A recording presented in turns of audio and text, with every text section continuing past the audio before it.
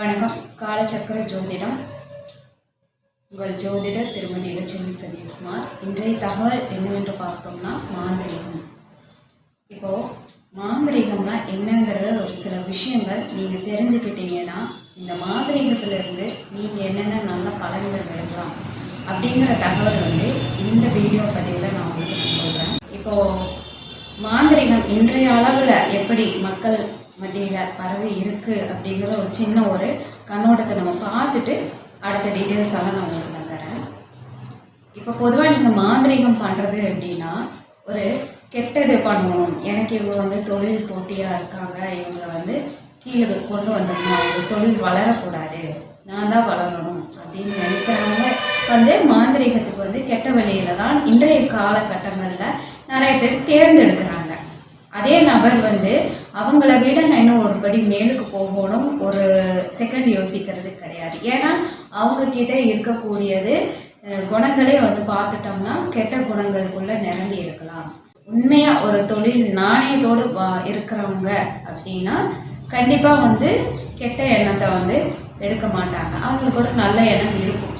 இவங்க யாராவது அவங்க எதிரிகள் யாராவது அவங்க தாக்கி இருக்காங்க, அவங்கள என்னை ரொம்ப டார்ச்சர் பண்ணுறாங்க, அதுக்கு ஏதாச்சும் ஒரு வழி பண்ணுங்க அப்படின்னு அவங்க அந்த மாதிரி ரீதியில் போகிறாங்க.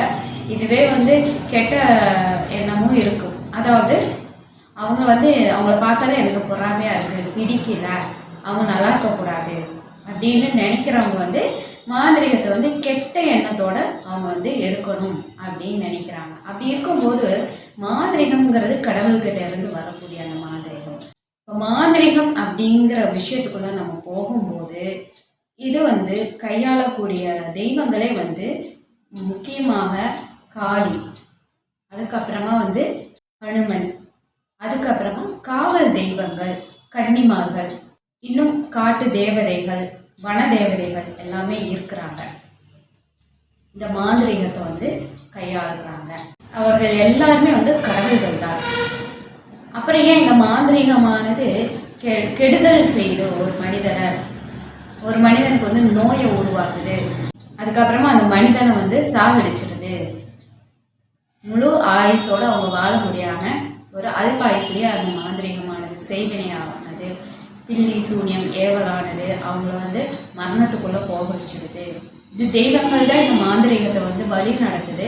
பின்னையே மனிதனுக்கு இந்த கெட்ட விஷயங்கள் நடந்துட்டு இருக்கு, இந்த மாந்திரீகம் ஏன் இப்படி பண்ணுது அப்படிங்கிற ஒரு கேள்வி இருக்கு. ஆமா, இப்போ இந்த மாந்திரீகத்தை கையாளுவது அப்படிங்கிறதே தெய்வங்கள் தான். அப்புறம் ஏன் மனிதனுக்கு கெடுதல் நடக்குது அப்படிங்கிற அந்த கேள்விக்கு என்ன பதில் அப்படின்னா, இப்போ தெய்வங்கள் தான் உருவாக்குனது கெட்ட சக்தி நல்ல சக்தி. அதாவது இப்போ நம்ம வாழ்ந்துட்டு இருக்கிற இந்த பூலோகம் மனித லோகம் அப்படிங்கிறது நல்ல சக்தியா நமக்கு சாதகமா இது நல்ல சக்தி. நம்ம மனிதர்களுக்கு மனிதர்களோடு இருக்கிறது தான் நல்ல சக்தி. இதை படைத்தது ஆண்டவன். அதே ஆண்டவன் தான் கெட்ட சக்திகளுக்குன்னு ஒரு லோகத்தை படிச்சிருக்காங்க. அதில் எல்லாருமே பேய் பிசாசுகள் கெட்ட ஆத்மாக்கள் இவங்க எல்லாரும் தான் அந்த உலகத்தில் வாழ்வாங்க. அப்போ அவங்களுக்குமே கடவுள் இருப்பாங்க. அதே கடவுள் தான் நமக்கும் கடவுள். ஆனால் அதிகபட்சமாக அவங்களுக்கும் நமக்கும் இருக்கக்கூடிய கடவுள் காளி, கால பைரவர், ஆஞ்சநேயர் இருக்காரு. ஏன்னா ஆஞ்சநேயர் சிரஞ்சீவி. அவர் காற்று இருக்கும் இடம் எல்லாத்துலேயுமே இருக்கக்கூடியவர். அவருனாலையும் எல்லா லோகத்துக்கும் போக முடியும். அப்போ அவரும் அதில் இருக்காரு. இந்த மாதிரி காவல் தெய்வங்கள், உக்கிரமான தெய்வங்கள் எல்லாமே கெட்ட சக்தி உலகத்தையும் கையாளுகிறது, நல்ல சக்தி உலகத்தையும் கையாளுகிறது. கெட்ட சக்திகளையும் நல்ல சக்திகளையும் வழிநடத்தும் கடவுள்களாக இவர்கள் இருக்கிறார்கள். அப்போ கெட்ட சக்திகளும் காளியை வழிபடுவாங்க. அதே சமயத்தில் நம்ம நல்ல சக்தியாக இருந்துட்டு இருக்கிற இந்த உலகத்தில் மனிதர்களும் காளியை வழிபடுறோம். அப்போ காளியை ஒரு மாந்திரிகர் உருவேற்றாரு, அதாவது வர வைக்கிறாங்க ஒரு பூஜை செய்யும் போது. அப்போ காளிங்கிற ஒரு தெய்வத்தை ஒரு சுடுகாடுல இடுகாட்டில் அந்த இடத்துல எல்லாம் நம்ம காளி தெய்வத்தை நடு ராத்திரியில வர வச்சு பூஜை பண்ணுவாங்க. அந்த பூஜை ஆரம்பிக்கும் போதே பார்த்துட்டீங்க அப்படின்னா விநாயகர் இல்லாமல் அந்த பூஜையை துவங்க முடியாது. அப்போ அங்கேயும் வந்து விநாயகர் இருப்பார். அப்போ விநாயகரை வச்சு காளி பூஜையை அவங்க பண்ணுவாங்க. அப்போ அந்த காளி அப்படிங்கிறது வந்து உக்கிரமான ஒரு சூழ்நிலையில அம்மன், அதாவது ஆதி பராசக்தி, அந்த அம்மனோட ஒரு சக்தியை தான் ஒரு சூழல்ல வந்து அவங்க ஒரு உக்கிரமான ஒரு அவங்களோட வாழ்க்கையில ஒரு உக்கிரமான ஒரு சூழ்நிலைக்கு தள்ளப்பட்ட போது காளி ரூபம் எடுக்கிறாங்க. அப்போ எல்லாத்தையும் கண்ணு முன்னாடி வந்தவங்களையெல்லாம் அவங்க வந்து தம்சம் பண்றாங்க, வெட்டுறாங்க, கொல்றாங்க.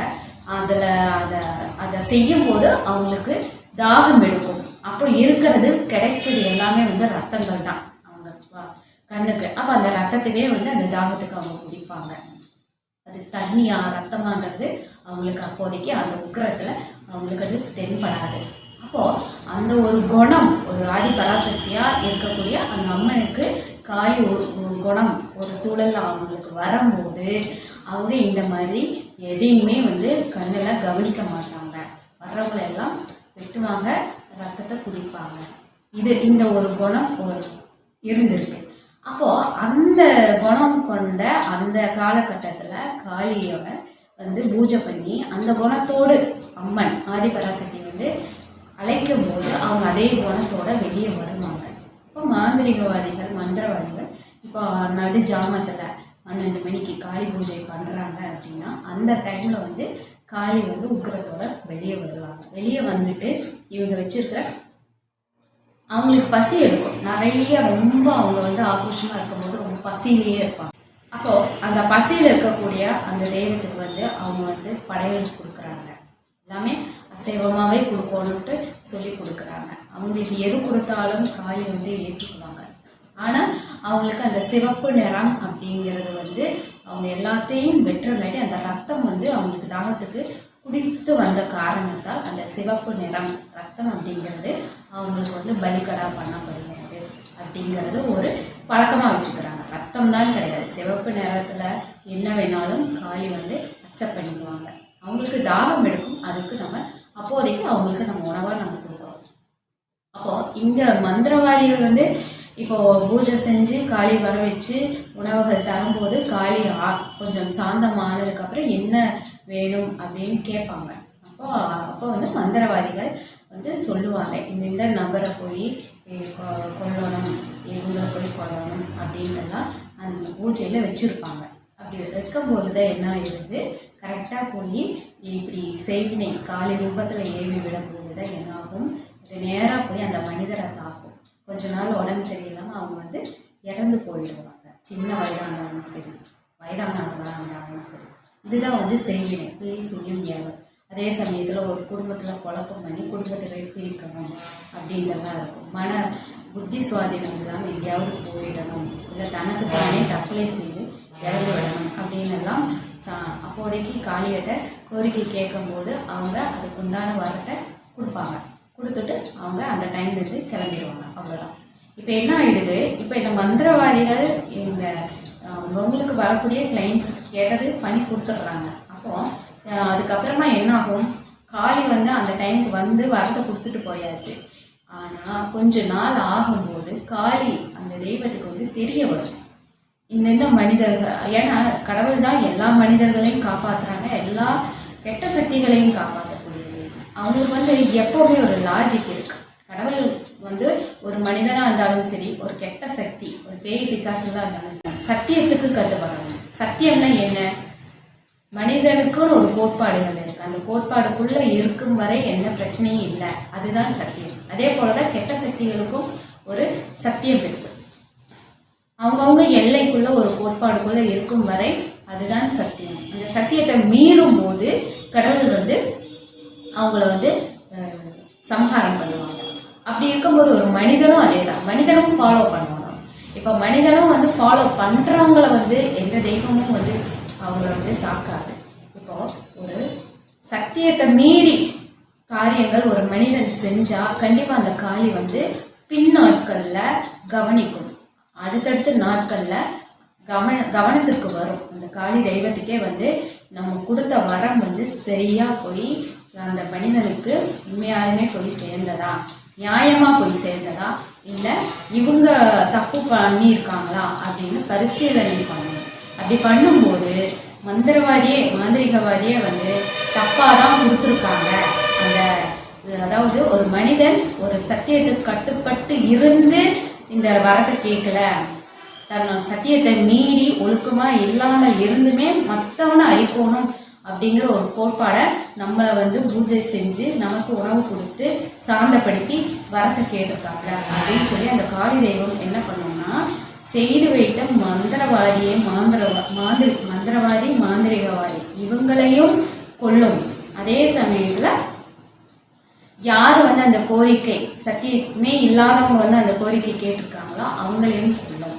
இதுதான் வந்து காளி உண்டான மாந்திரிகம் செயல்முறையில் இருக்குது. இதுதான் வந்து மாந்திரிகம். இப்போது இதுலேயும் வந்து இன்னும் ஒரு விஷயம் என்ன அப்படின்னா, இப்போதைய மக்களுக்கு உள்ள ஒரு பரவலான விஷயத்தில் என்ன அப்படின்னா குட்டித்தாச்சான்கள். இப்போ நீங்கள் எங்கே போனாலும் குட்டித்தாச்சான்களை ஏவி விட்டுருலாங்க, அவங்க ஒரு வழி பண்ணிடலாம் அப்படின்னு எல்லாம் சொல்கிறாங்க. குட்டித்தாச்சான்கள் எல்லாம் ஏவவே முடியாது. இப்போ குட்டித்தாச்சான்களே கிடையாது, எங்கேயுமே குட்டித்தாச்சான்கள் கிடையாது.